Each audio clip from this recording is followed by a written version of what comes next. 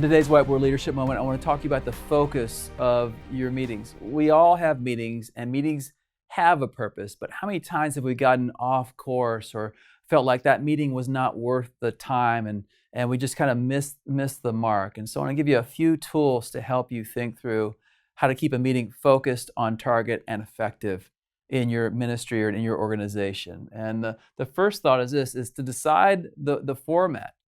Typically, in a format, you have informed conversations, you have advised conversations, and you decide conversations. Informed conversations are the conversations about what everyone needs to know between the last meeting and this meeting. What happened and what progress was made, and there's evaluation and analysis and just an FYI kind of nature to the informed.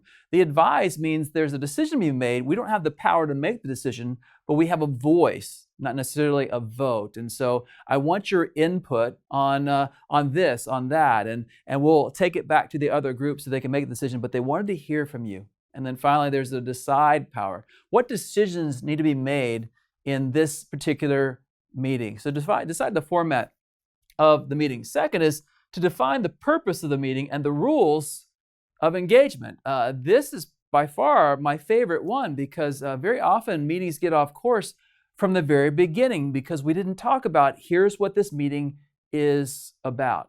And sometimes we don't talk about how we're going to treat each other in the meeting.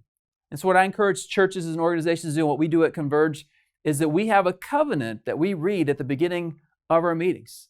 In my board meetings, I remind everyone of what their role is, what we're talking about, and how we're going to interact with each other, and what their role is outside the meeting. In our meetings with the district leaders, we read our covenant about Converge, how we start and strengthen churches together worldwide, and how we choose to treat each other. And it's several pages long, and we take turns going around the room and talking about how we're going to treat each other, how we're going to treat the topic, how we're going to interact, what we're going to do as a result of this. And it's just been really, really helpful for us as we move forward and starting and stringing the churches together worldwide. The third thing to think about is to develop language of engagement. This is a part of that covenant piece and how we treat each other. But I found that a whole lot of organizations, a whole lot of meetings get sidetracked because of the interaction, because of the way people say things.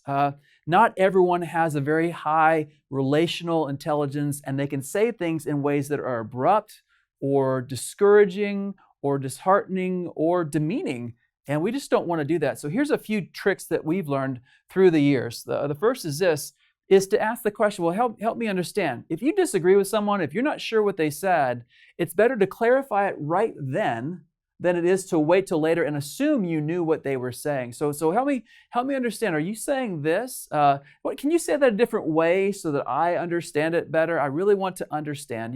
You seek to understand before being understood. The second is this. Can I have permission to push back?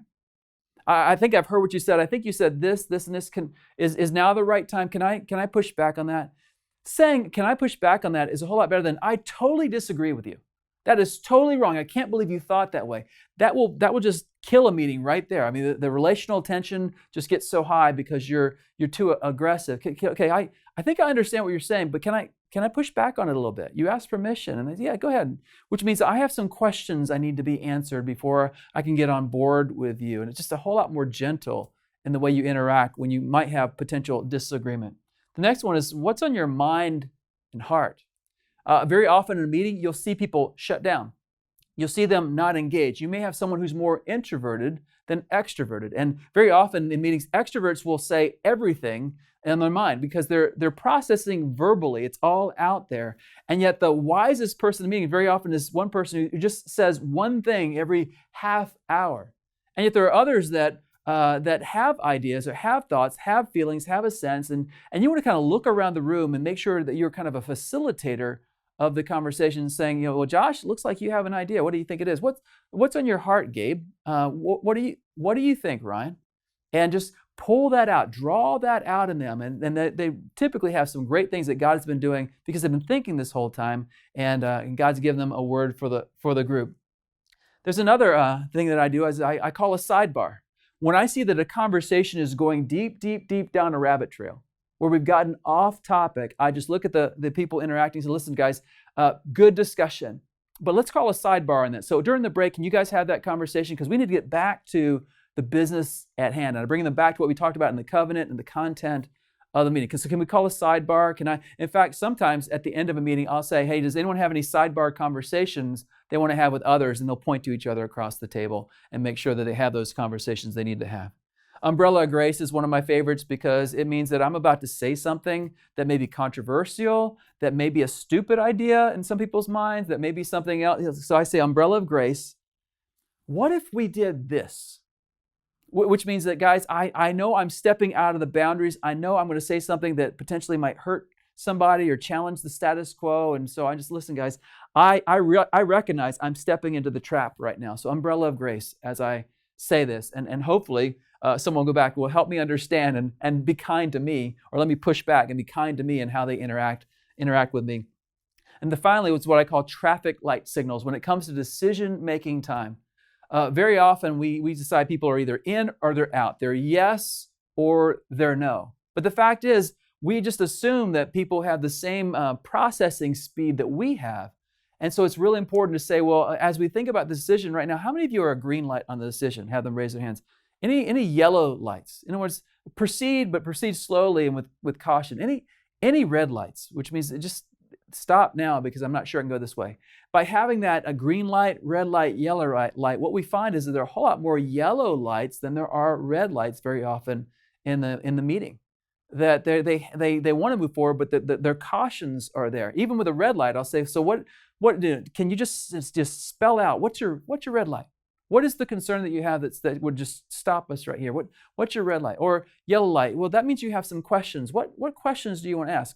Who needs to clarify more? And you get clarification, and hopefully you get to the place where you're moving toward people getting better understanding and clarity, getting their questions answered. This also fights the idea that you have to have unanimity in order to move forward. You just don't have that very often. God puts different things on people's hearts, and if there's a unanimous decision, that's great. But in most of my scenarios, whether we're going to go multi-site or whether we're going to start this ministry or end that ministry, I've rarely had 100% saying, yes, we're all on the same page. I've had a lot of yellow lights, and I've had sometimes red lights.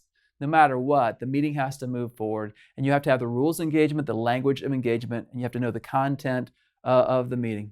I hope you would take this and now apply it to your meetings and look at your week and look at your month and see how can we apply these things in the gatherings that we have to move this church, this organization forward. This has been a Converge Whiteboard Leadership Moment. To learn more about Converge or to join us, check out converge.org.